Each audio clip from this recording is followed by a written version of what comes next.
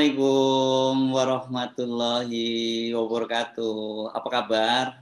Kembali berjumpa dengan saya, Hersu Beno Arif dari Forum News Network. Jika pagi tadi Anda membuka-buka media konvensional maupun media sosial, saya dapat pastikan sebagian besar dari Anda ini sedang browsing, mencari-cari berita tentang Ade Armando. Ya, berita tentang penggiat medsos atau banyak orang menyebutnya sebagai buzzer penguasa itu saat ini memang tengah menjadi trending topik. Beritanya menyita semua laman media dan media sosial, mengalahkan agenda utama kegiatan aksi 11 April yang dilakukan mahasiswa di seluruh Indonesia. Ini sayang sekali ya, padahal agenda aksi 11 April ini juga agenda yang jauh lebih penting sebenarnya dibandingkan dengan hiruk pikuk seputar pemukulan atau pengeroyokan terhadap Ade Armando. Ya, kondisi terkini depan gedung DPR MPR, mahasiswa berdatangan jam 14.00 ini.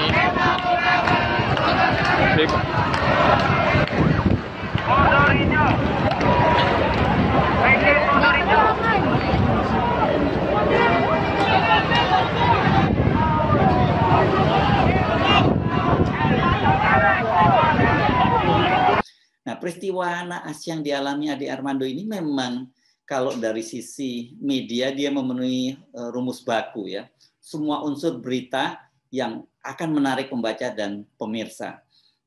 Violence, famous, dan kontroversial. Kekerasan itu merupakan salah satu unsur yang paling menarik dari sebuah berita. Apalagi itu bila melibatkan seorang figur yang terkenal, dan khusus untuk Ade Armando ini dia kan juga menjadi sangat terkenal karena sepak terjangnya yang kontroversial.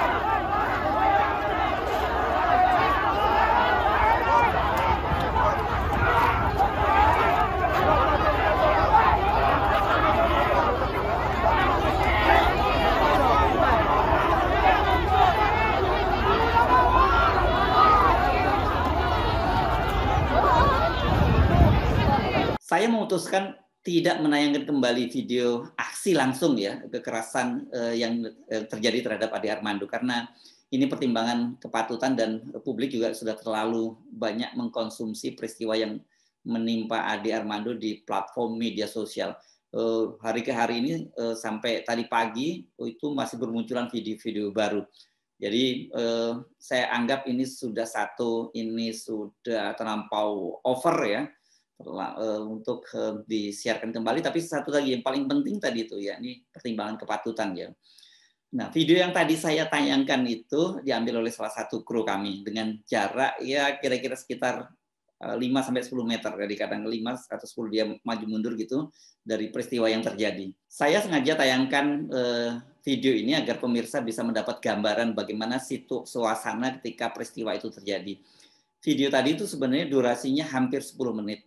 Jadi dapat dipastikan Ade Armando itu menjadi bulan-bulanan masa itu lebih dari 10 menit. Ini udah pasti lebih dari 10 menit. Tapi bahkan seorang saksi memperkirakan itu waktu peristiwa terjadi itu hampir 30 menit. Jadi bisa Anda bayangkan bagaimana situasi yang dihadapi oleh Ade Armando pada saat itu.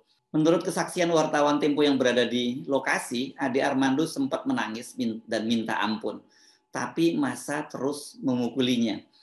Jadi kalau Ade Armando masih bisa bertahan ya, saya kira ini patut sekali dia syukuri ini. Berdasarkan foto-foto yang beredar di media sosial dan diposting teman-teman dekatnya, itu Ade kondisinya saat ini katanya sudah stabil atau dia baik-baik saja gitu. Saya kira mungkin pilihan kata baik-baik saja ini tidak tepat. Orang dikeroyok massa dengan luar biasa banyak dengan durasi yang sangat panjang, saya kira tidak baik-baik saja. Foto ini diposting di akun Instagramnya Grace Natali. Ini mantan ketua umum Partai Solidaritas Indonesia.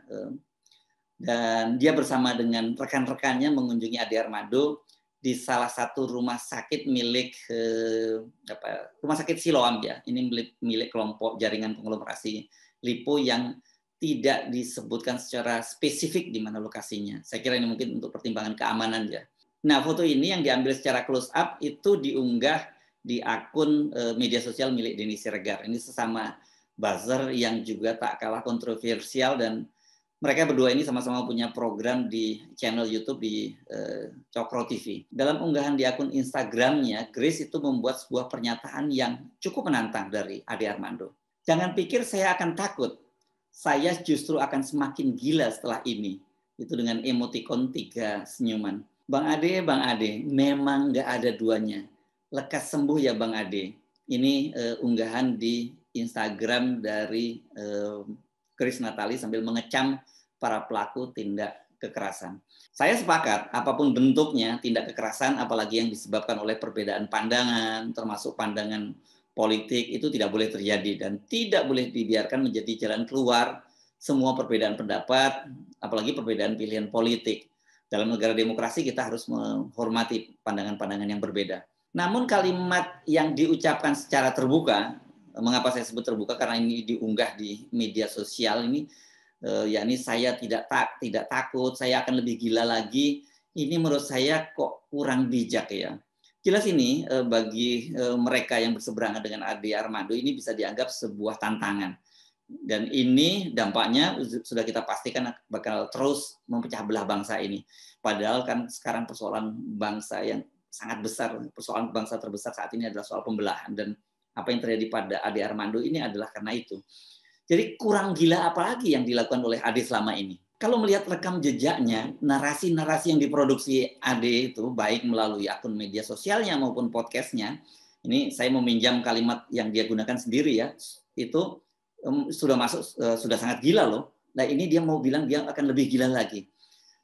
Dia misalnya dengan mudah mengucapkan kata-kata kadrun, radikal, intoleran, itu sebuah stigma yang dia berikan kepada kelompok-kelompok oposisi, khususnya umat Islam.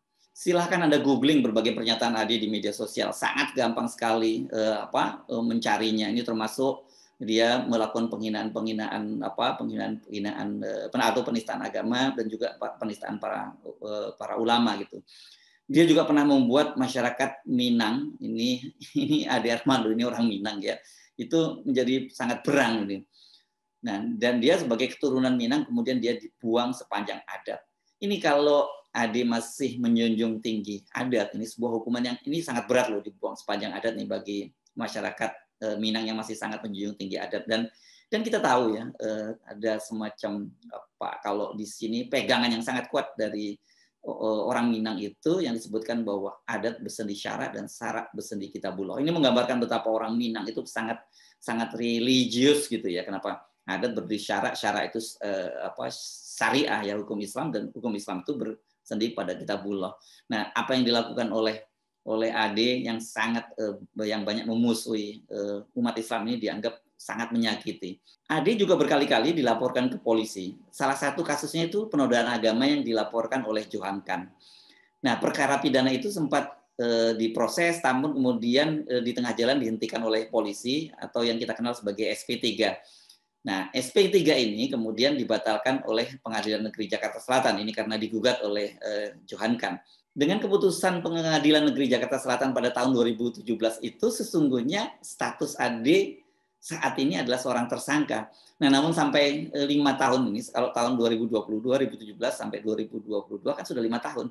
Itu kasusnya juga tidak diproses hukum oleh polisi. Sama nih seperti Denny Siregar, muncul kesan kuat bahwa Ade Armando ini adalah manusia kebal hukum yang dilindungi oleh penguasa. Soal inilah tampaknya yang saya kira jadi pemicu aksi kekerasan kemarin. Ini banyak yang menyebutnya sebagai street justice alias pengadilan jalanan. Masyarakat frustasi karena dianggap ada orang yang kebal hukum, atau dalam bahasa yang saya pinjam ini sendiri langsung dari Kapolri Jenderal Listio Sigit, bahwa tajam ke bawah tapi tumpul ke atas. Nah, karena itu mereka frustasi dan kemudian mengambil tindakan sendiri. Sebuah tindakan yang sekali lagi harus diberi garis bawah yang sangat tebal, itu tidak boleh dilakukan dalam negara hukum. Soal ini saya kira juga harus mendapat perhatian polisi. Nah, polisi itu jangan hanya terfokus mencari para pelakunya, tapi tidak mau atau tidak mencoba memahami akar dari persoalan. Mereka yang melakukan kekerasan pada AD harus dihukum, tapi polisi juga harus menegakkan hukum dengan memproses orang-orang seperti Denny Siregar dan tentu saja Ade Armando yang sekarang ini telah ditetapkan sebagai tersangka. Saya kira ini kalau kemudian dilakukan oleh polisi, ini akan mengurangi ketidakpuasan dari publik. Oke, silakan ditangkap, diproses hukum mereka yang melakukan penganiayaan terhadap Ade Armando. Tapi bersamaan itu proses hukum terhadap Ade Armando yang sekarang menjadi tersangka harusnya juga dijalankan kembali. Pembelahan yang terus-menerus dinarasikan oleh Ade Armando dan kawan-kawan ini sesungguhnya menurut saya jauh lebih berbahaya dari aksi kekerasan yang terjadi kemarin ya. Aksi kekerasan itu hanyalah ekses ya. Kalau ingin menyelesaikan persoalan, maka akar persoalannya yang harus diselesaikan terlebih dahulu. Jika hal itu tidak dilakukan, maka kasus serupa akan terus berulang. Bahkan bisa meledak menjadi yang lebih besar nih. Saya membaca di media sosial itu muncul berbagai flyer, mereka menunjukkan bahwa ini sekarang sudah terhadap AD, kapan kepada yang lain, termasuk Denny Siregar, Abu Janda, dan sebagainya gitu. Ini kan saya kira narasi-narasi yang juga sangat berbahaya. Kekerasan terhadap Ade Armando pada Senin sore di depan gedung MPR DPR ini hanyalah simptom ya kalau dari sisi kesehatan. Ini hanya gejala dari penyakit bangsa. Sesungguhnya bangsa kita ini saat ini ya tengah sakit parah. Jangan sampai salah membuat diagnosa dan kemudian salah terapi. Bangsa ini akan menderita penyakit yang lebih parah kalau para pemimpinnya tidak menyadari bahwa bangsa ini sakit, atau kalau kemudian menyadari itu salah membuat diagnosa dan kemudian juga yang saya sebut tadi salah melakukan terapi. Salam akal sehat, selamat menjalankan ibadah saum Ramadan. Saya Hersu Beno Arif dari Forum News Network. Sampai jumpa lagi. Wassalamualaikum warahmatullahi wabarakatuh.